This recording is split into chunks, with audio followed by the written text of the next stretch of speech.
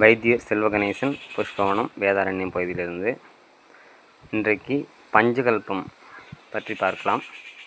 இந்த பஞ்சகல்பம் சித்தர்கள் தொடங்கி வள்ளல் பெருமான் ஈராக கூறப்பட்ட ஒரு மிக முக்கியமான கற்ப மருந்து. இதில் 5 பொருட்கள் அடங்கியுள்ளன.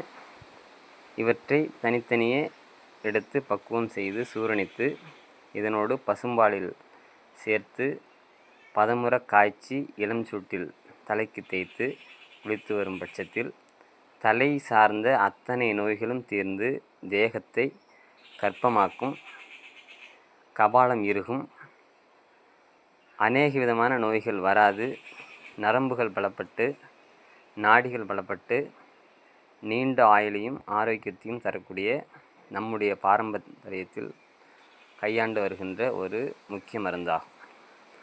இந்த மருந்தில் உள்ள பொருட்கள்: கஸ்தூரி மஞ்சள் 1 பங்கு,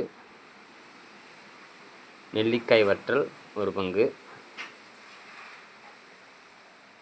வேப்பம் வித்து கொட்டை நீக்கி உள்ளே உள்ள பருப்பு மட்டும் எடுத்துக்கொள்ள வேண்டும், இது 1 பங்கு, வெண்மிளகு 1 பங்கு, கடுக்காய் கொட்டை நீக்கி தோல் மட்டும் எடுத்துக்கொள்ள வேண்டும்.